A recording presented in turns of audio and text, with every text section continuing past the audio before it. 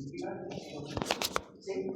Pero igual que la curación o reparación de los tejidos, cuando son lesiones que no son muy importantes, como por ejemplo en la incisión quirúrgica, donde hay escasísimo tejido lesionado, hay la curación que es primera incisión y la curación que es por se forma el tejido epitelial conjuntival normal, ¿no es cierto? En cambio aquí, en este tipo de curaciones, primero, el primer paso es la acción inflamatoria, porque si hay tejidos lesionados, se tienen que eliminar esos tejidos lesionados, ¿no es cierto? Después se forma la hemostasia con la formación de coágulo, luego tenemos parte de la proliferación de vasos sanguíneos para formar el tejido de granulación, después ese tejido de granulación tiene que madurar, convertirse en tejido fibroso. Es los mismos pasos en este tipo de curación por sustitución. Estamos hablando de lesión tisular.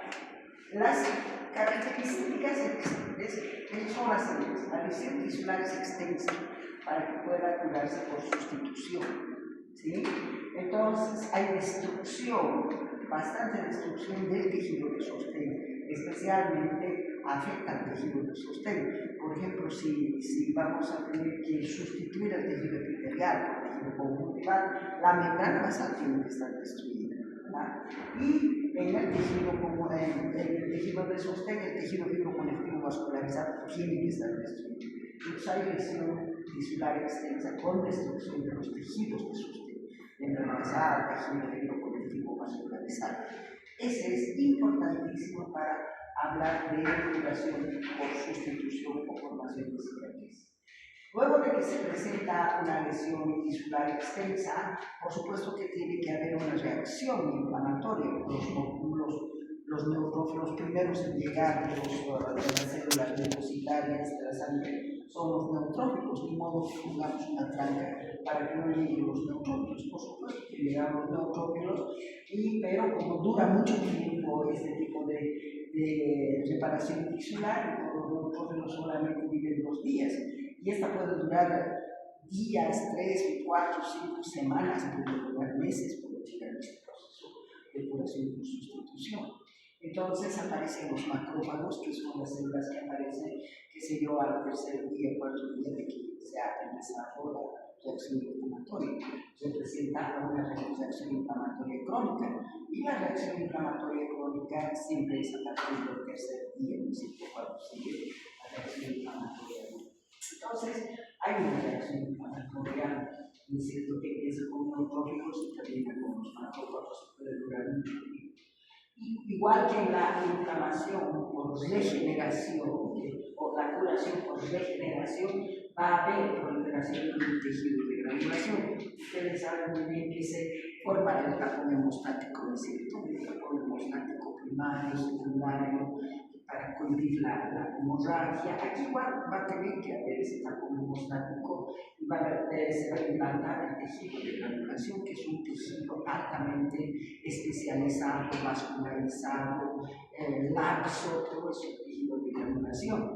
Es decir, para hablar de tejido de granulación hay que recordar la angiogénesis que les he explicado la semana pasada, donde los vasos sanguíneos se forman, los nuevos vasos sanguíneos se forman a partir de los vasos sanguíneos existentes en el tejido adyacente normal. Este tipo de angiogénesis es la formación de los vasos sanguíneos perpendicular, perpendicular a la formación del vaso existente. Por ejemplo, este es el vaso existente y perpendicularmente se va a formar el nuevo vaso sanguíneo. Eso es importantísimo, ¿sí?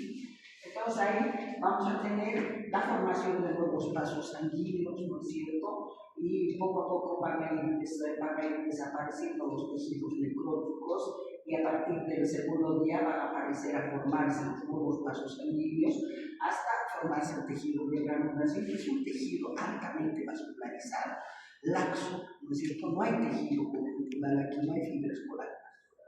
Este tejido de granulación es un tejido altamente especializado, es tejido fibroconectivo vascularizado muy laxo. que aparece a partir del segundo, tercero, cuarto, quinto, sexto día del tejido de granulación, especialmente en las heridas quirúrgicas, cómo aparece ese tejido de granulación con la formación de los vasos sanguíneos. Después, con el tiempo, este tejido de granulación, que es tejido conectivo altamente vascularizado, especializado, laxo, va a ser poco a poco reemplazado por un tejido, por las fibras colágenas. De inicio, estas fibras colágenas es de tipo 3. Entonces aparecen fibras colágenas de tipo 3. Se caracteriza estas fibras colágenas de tipo 3 porque son de una disposición anárquica, entre cruzados. ¿Sí? No es madura este tipo de colágeno tipo 3, desorganizado. ¿Sí? Entonces aparece ese tejido, el colágeno tipo 3, que poco a poco van a ir estrangulando los vasos sanguíneos. Y estos vasos sanguíneos por necrosis van a tener que desaparecer y solamente vamos a tener el colágeno, pura fibras colágenas. De inicio va a ser tipo 3, que es completamente desorganizado, para después ya, cuando tenemos ya el tejido maduro, la cicatriz madura, va a ser reemplazado este tipo de tejido de colágeno tipo 3 por colágeno tipo 4, que es más organizado y más resistente. Entonces, la verdadera cicatriz madura, bien organizada, estamos hablando de 3 meses más o menos, es reemplazada por colágeno tipo 4. Ahí ya tenemos la cicatriz en la piel. Vamos a tener, es una cicatriz cuando esté en la piel, por supuesto que va a haber una epitelización. Entonces, no existe cicatrices sin piel. Siempre hay una cicatriz y está epitelizada. Vamos a ver cómo se epiteliza este tejido epitelial. Y cuando estamos en los órganos internos se dice fibrosis, con daño crónico persistente, entonces se llama fibrosis, no podemos decir cicatriz, sino fibrosis. ¿Sí? Ese es el tejido, la curación por sustitución. Sustituir todo el tejido que se ha lesionado por fibrosis. Vamos. Acá está explicado todo, porque la anterior también. Este es un mapa conceptual. Y ahora vamos al otro, y aquí ya está explicado todo.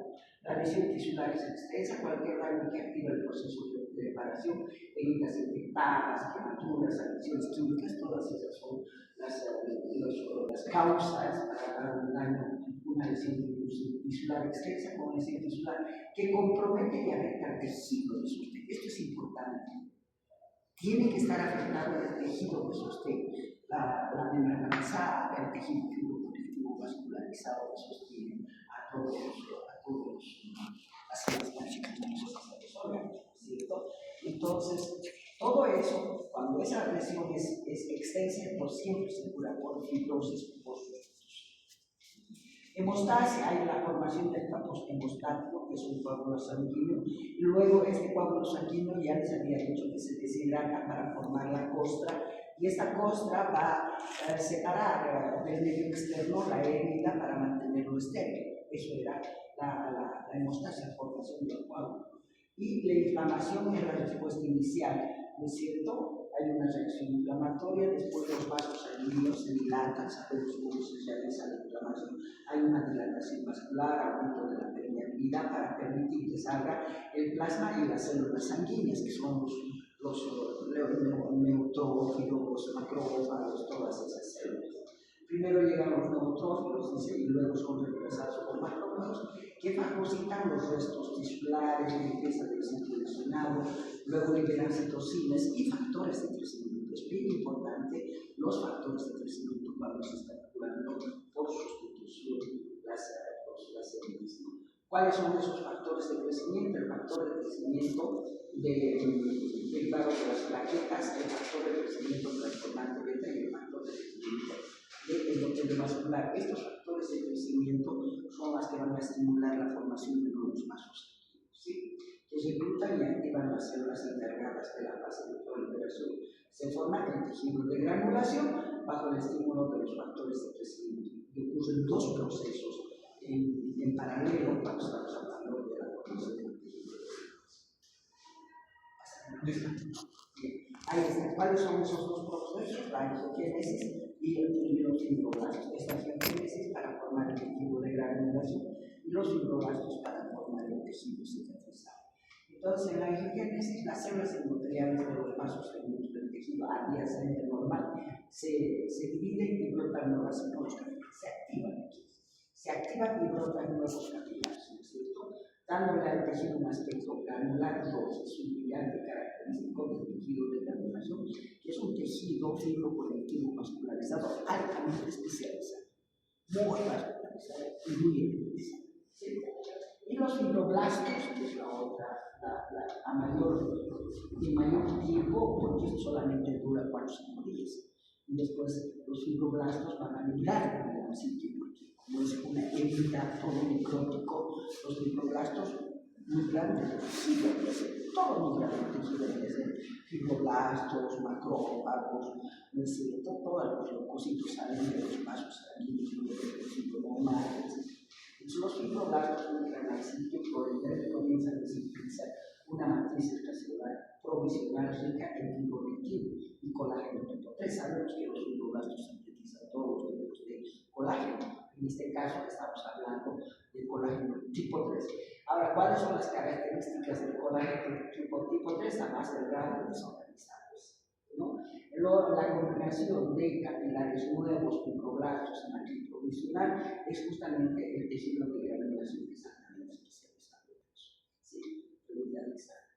La maduración y la regeneración, después de que se ha hecho esto, el tejido de granulación se ha estimulado los fibroblastos para que sinteticen fibras colágenas tipo 1, tipo 3. Hay una maduración y remodelación de este tejido fibroso que está a cargo de las metaloproteínas. Algunos fibroblastos se transforman en miofibroblastos. ¿Qué son esos miofibroblastos? Son aquellos fibroblastos que tienen la capacidad de contraerse como las células musculares. Ahí se llaman células miofibroblásticas, que son fibroblastos que se encuentran en las heridas, pero que se contraen, por eso dicen miofibroblastos. Entonces aparecen los miofibroblastos en alguna de las láminas, dice, en alguna de las diapositivas, dice que los fibroblastos tratan de actuar como fibras musculares, ya se llaman los miofibroblastos, que contraen las células. Entonces, ¿cuál es la célula que contrae las células? Los miofibroblastos. ¿Qué son los miofibroblastos? Son los fibroblastos modificados que tienen la capacidad de contraerse como las células musculares. También tenemos las enzimas, que son las metaloproteináceas. Estas son las que remodelan los tejidos. Como es un tejido nuevo que se está formando, entonces las metaloproteináceas son enzimas que van a ir remodelando para darle la forma al nuevo tejido. Degradan el tejido al tipo colágeno y es reemplazado posteriormente. Si esto se degrada, se elimina y es reemplazado por el colágeno tipo 1, que es el que se queda definitivamente. El colágeno tipo 1 que es más organizado y más fuerte, más resistente y organizado. Los vasos sanguíneos en exceso del tejido de granulación, los vasos sanguíneos en exceso del tejido de granulación son estrangulados por la fibrosis, que ya les he dicho, y entran en necrosis que desaparecen para ser reemplazados por el tejido fibroso avascular.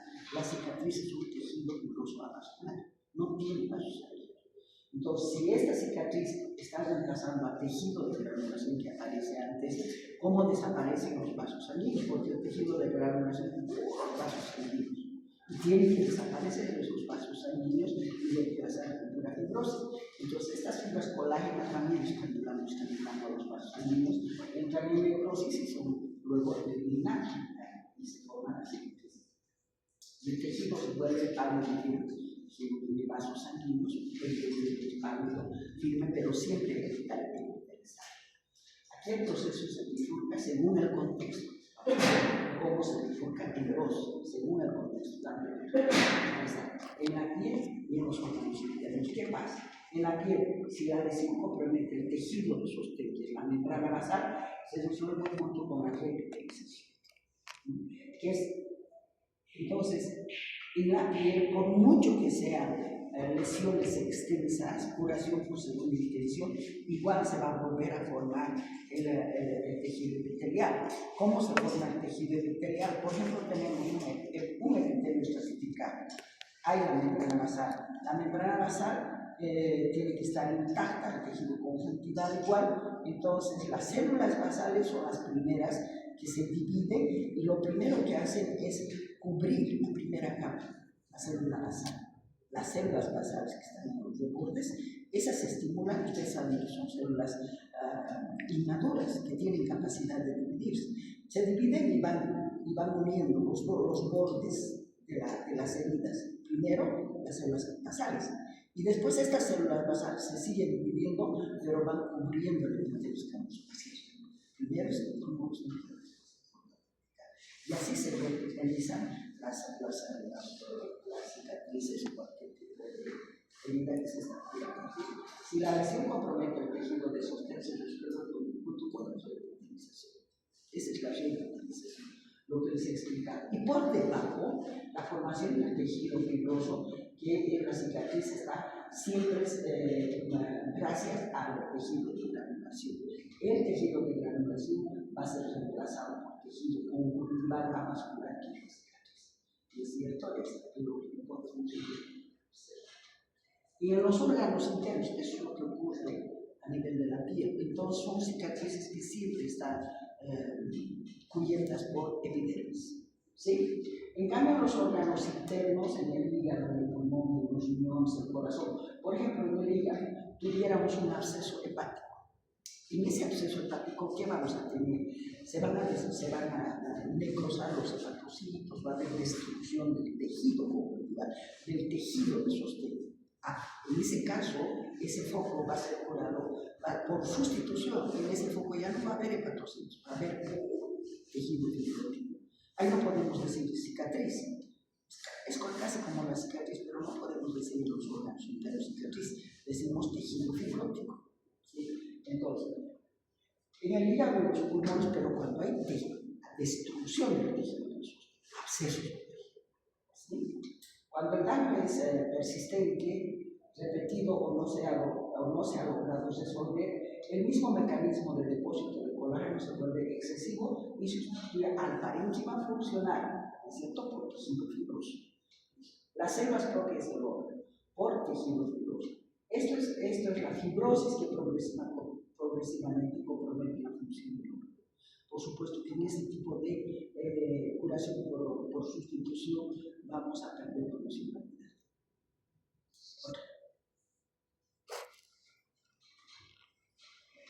Curación por tejido fibroso. Hay dos tipos de curaciones. Curación de los tejidos por primera intención cuando las heridas son pequeñas, cuando las heridas son limpias, cuando no hay mucho tejido necrótico.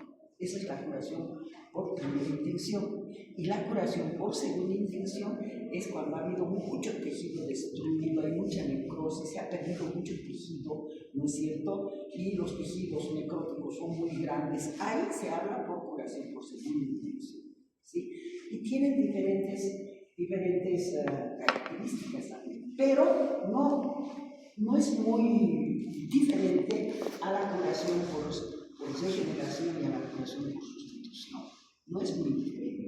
Entonces, ¿qué es lo que nos va a diferenciar de la curación por primera intención? Uno, que son heridas limpias, que son heridas que no tienen mucha necrosis. Ejemplo, de las heridas quirúrgicas. Hay las heridas quirúrgicas muy limpias.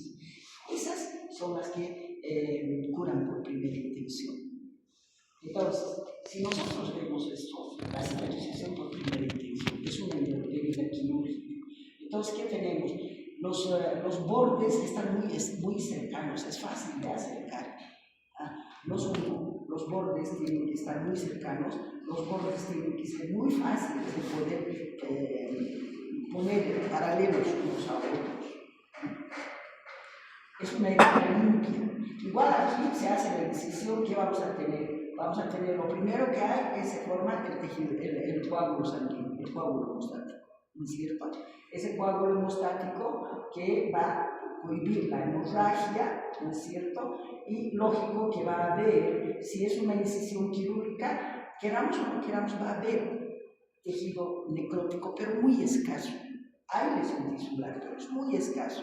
Por lo tanto, primero se hace hemostasia, que es la formación del coágulo hemostático para frenar la hemorragia, ¿no es cierto?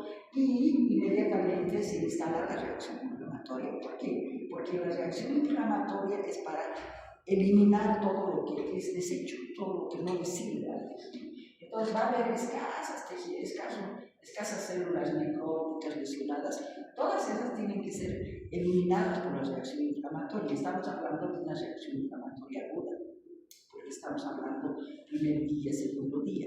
Entonces se instala una reacción inflamatoria.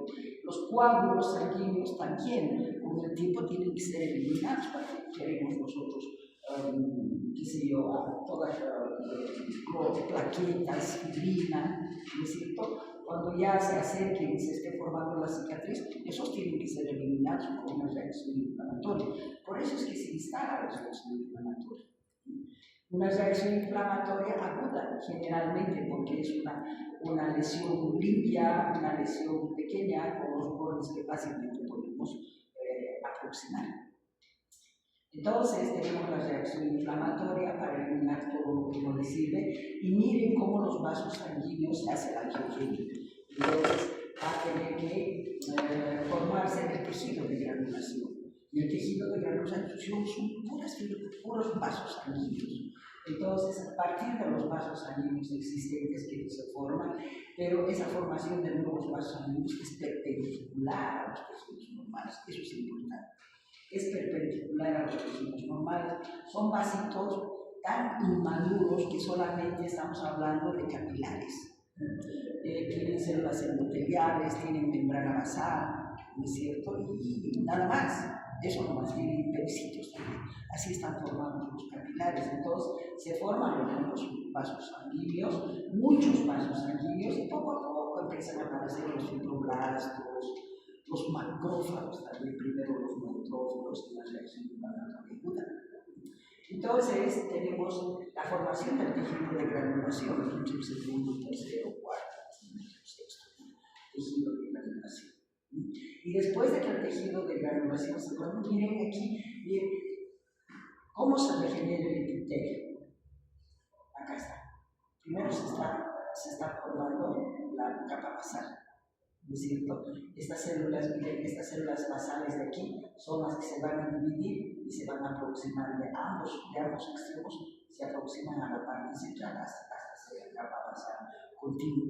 De la capa basal continua recién se van a dividir y empiezan a completar el conocimiento.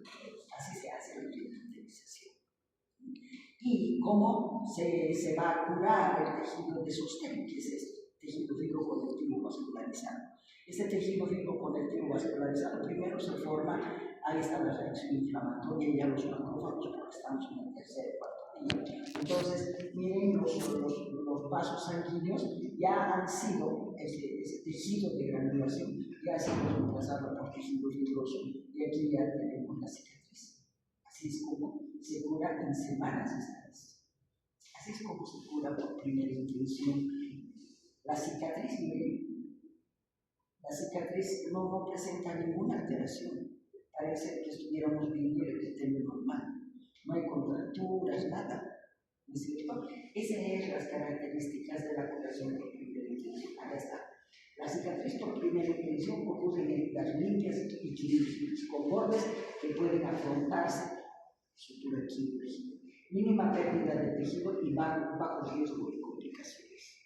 No se notaba. Características clínicas: heridas limpias y quirúrgicas, bordes bien afrontados que se pueden ir fácilmente. Mínima pérdida de tejido, no hay destrucción del tejido, es mínima eso. Cicatriz lineal y fina, lineal y fina. Bajo riesgo de infección, son heridas donde no se infectan, porque si se infectan se van a curar por sustitución. Estas características son consecuencias directas de que el tejido lesionado conserva su arquitectura y su vascularización. Es importante que el tejido de sostén no esté destruido, ¿sí? Entonces, es tejido de sostén, lo que permite una recuperación rápida y ordenada. Existen 4 fases secuenciales de la cicatrización con sus hallazgos histopatológicos. Es lo mismo que les he explicado, pero bajo. Ahí está. ¿no es cierto? Primero hemostasia, la formación del coágulo, al hacer 24 horas, hemostasia, coágulos de fibrina y plaquetas, ¿no es cierto? El segundo paso, reacción inflamatoria, el primero y al tercer día, donde van a haber neutrófilos y después, si pasa el tercer día, los macrófagos. Primero reacción inflamatoria aguda, pero si dura mucho tiempo, van a ingresar los macrófagos. Tercero, proliferación, entre el tercer y 21 días, tejido de granulación. Primero se forma el tejido de granulación, después el tejido fibroso. Este tejido fibroso va a reemplazar el tejido de granulación. Pero primero en el tejido fibroso siempre son las colágenas tipo 3 desorganizadas, ¿no es cierto? Y la remodelación, que es en el día 21 a un año puede tardar la remodelación, que es reemplazar el tejido, el colágeno tipo 3 desorganizado, ¿ya? Para con el colágeno tipo 1, que es más organizado y más resistente que el colágeno tipo 1. Entonces los tejidos fibróticos, las cicatrices siempre tienen colágeno tipo 1, que es más organizado y más resistente. Ahí está, hemostasia, apenas ocurre la lesión, las plaquetas se agregan y activan la cascada de la coagulación que hemos visto en la anterior clase, formando el tapón hemostático inicial que sella la herida y sirve de andamio. Hemos visto también eso. No se olviden que en el tapón hemostático del coágulo existe fibrina, ¿no es cierto? La fibrina y las células que van a migrar de los bordes normales del tejido tienen que utilizar esos canalitos, ese fibrinómetro. Por eso sirve de andamio para que las células migren desde el tejido normal a donde van a ser el nuevo tejido de granulación o de tejido fibroso, para que las células puedan llegar al sitio de la lesión. Además,